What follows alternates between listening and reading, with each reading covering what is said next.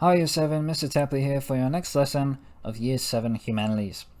This lesson we are looking at demonstrating our understanding of ancient Australia and our historical source analysis skills. So what we've been looking at through the past couple of weeks, obviously ancient Australia, Aboriginal and Torres Strait Islander history and culture. We'll be assessing that in the dev task today. And we'll also be assessing your skills, not just your knowledge. So the main skill we've been working on throughout this unit is source analysis. So being able to look at primary and secondary sources, historical evidence, and being able to tell me, well, what is this? Why is it important? Why is it significant? And what can we learn about history from this source? Success criteria, you need to carefully read the assessment instructions and the questions.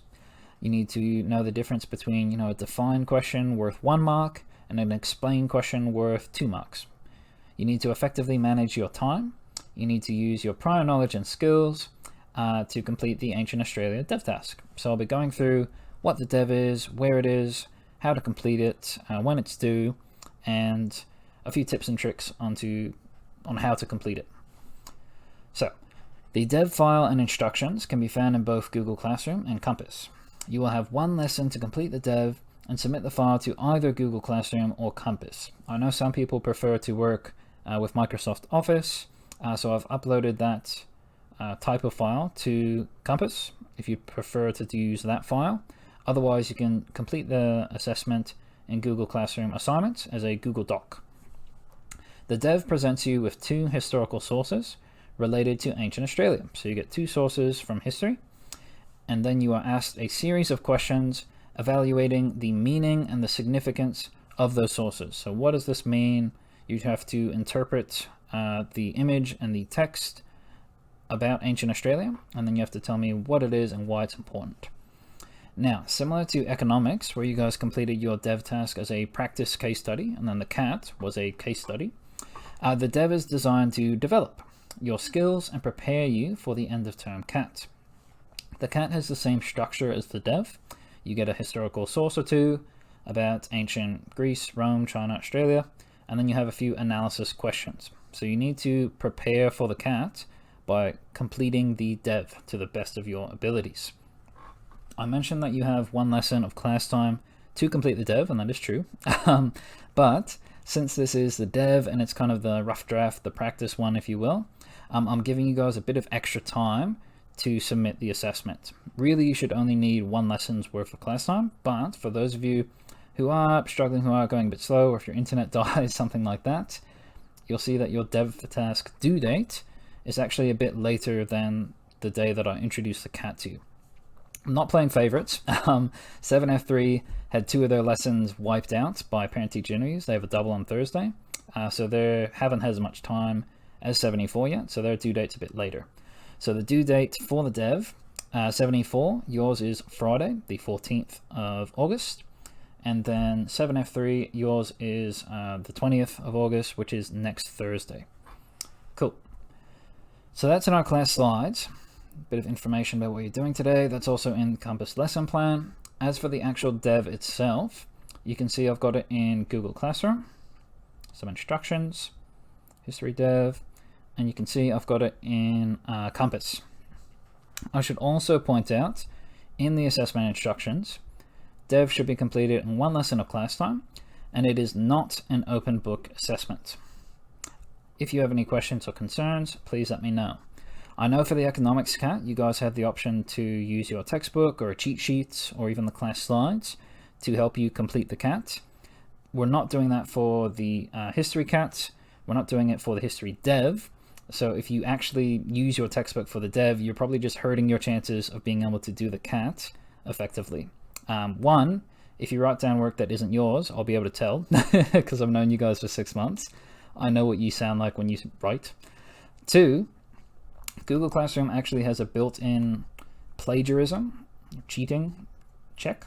So check plagiarism, where if I find something a bit suspicious about your writing, I can just enter that text into Google Classroom and it will then search through Google search engine to find similar text. So if you type something from Wikipedia and you put it in there and I think, I don't think Johnny knows that word, and I put that in, it will tell me if you have not used your own words. So I'm encouraging you not to use an open book approach to the CAT or to the dev task. But if you have any questions about that or some concerns, please let me know. I don't think you need the textbook to get this done. It's really just assessing, have you been paying attention for the past couple of weeks? And do you know how to complete a source analysis? And the questions themselves aren't really Googleable. They're not something you can just search up, like, what is question 1 for Mr. Tapley's CAT or dev task? Really, it's just about being able to take a deep breath, carefully think about what you're looking at in the source, and then writing it down in English. So I have faith in all of you to complete that. So the actual dev itself, let's have a look at it, shall we? Oh, that's right. Let's see if I can do this. Just to make my life a bit easier, I'm going to open it in 2 tabs. Nailed it. All right then. So you can see, if I zoom out a bit, that's your dev. So carefully examine the sources below, use your knowledge of ancient Australian history and culture, and your source analysis skills to answer the questions on page 2, which is right there. So you get 1 image, and if you're wondering what that image is, source B will help you. Source B is a text paragraph that explains what the image is. So the image itself is a painting. It's not a photograph. It's a painting from Joseph Lycett, early 19th century painter, and he used to paint images. He had a whole series of paintings. Some of them are in your textbook. Some of them are actually put into the class slides as well. Spoilers. And he painted images of Aboriginal life as it would have been in pre-European times. So he wasn't there to witness this, but this is what he assumed it would have been at the time. Lycett's paintings show fire being used as a tool to catch animals and create grasslands. So we looked at fire stick farming as part of our Ancient Australia land geography studies, and this is shown in this painting here. Early European explorers often noted open country with scattered trees that looked like well-tended parklands. So when we came to this untamed and uninhabited country, we thought, wow, this is in really good nick. Someone's been really taking care of this. And that's because the Aboriginals used fire stick farming to make sure that the forests, the fields were all kept nicely. And then obviously, as you can see from the picture with the hunter, the kangaroo, fire, smoke, they would use fire stick farming for hunting purposes as well. Fire stick farming created the landscapes that Europeans occupied in 1788. And that text paragraph is actually from your textbook. You can find that in your textbook. So those are the 2 sources that you're being presented with. And what you need to do is then answer these questions on the 2nd page. I've got them open in 2 tabs, so I don't have to just keep going back and forth between the 2. So I apologize if that's a bit confusing. But you've got 6 questions that you need to get done. It's 15 marks total. And I'll walk you through each of these questions now. Question 1. With reference to source B, categorize source A as either primary or secondary, and then justify your answer. So explain why you believe it is either primary or secondary. So they're talking about source A, which is this painting here. Is this a primary or a secondary source? So think about what you know about primary and secondary sources. Primary sources were created at the time of the events. So a primary source for ancient Australia needs to have been created in ancient Australia. So this was created as a painting by Joseph Lycett in the early 19th century, so that's the 1800s. So think about when ancient Australia was. Was this created at the time by someone experiencing history firsthand, or was it created afterwards, kind of reconstructing what history looked like? So you'll get 1 mark there for telling me primary or secondary, and then 1 mark for justifying, for explaining your response. Question 2. In your opinion, is source B reliable?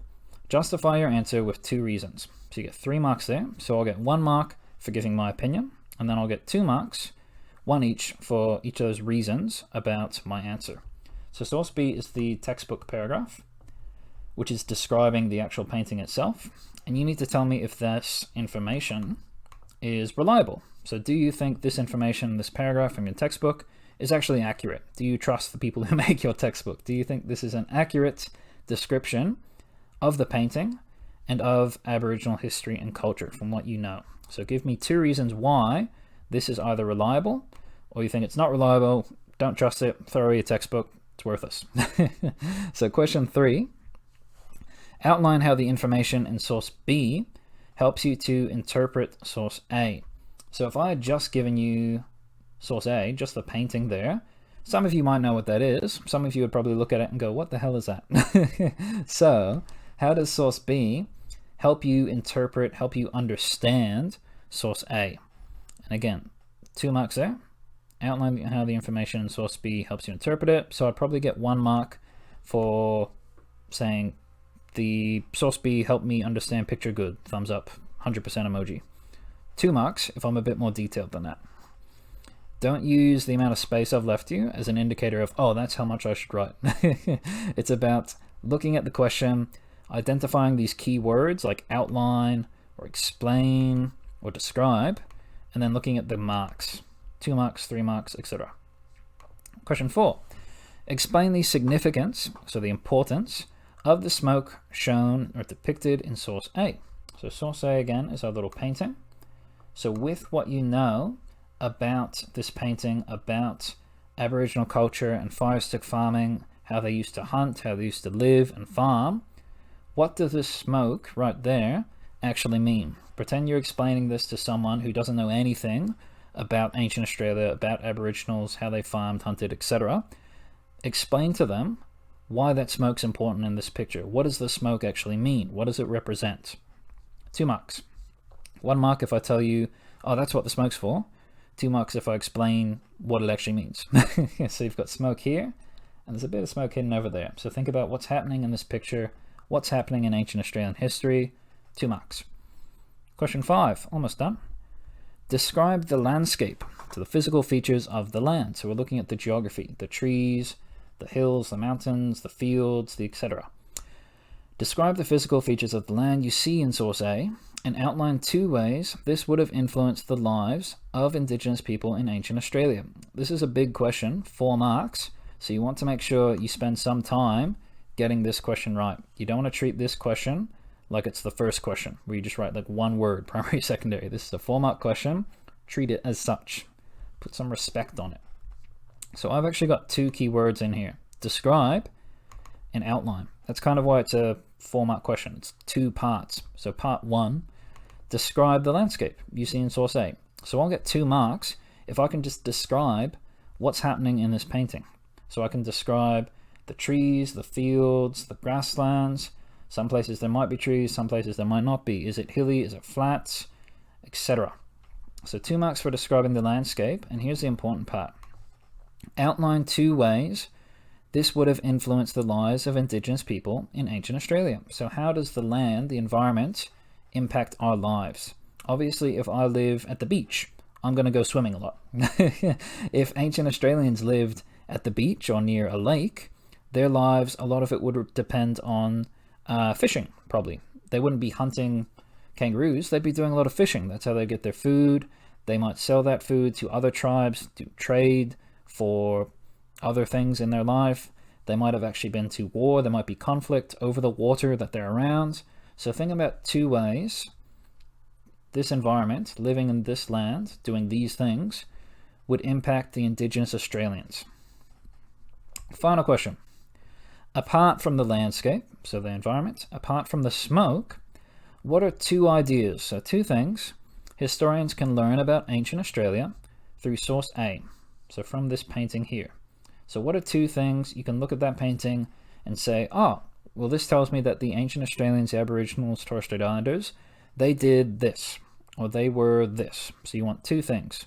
And it's only a 2-mark question, so you don't need to give me an essay. You don't need to give me a lot of information. You just need to point out 1, 2 things.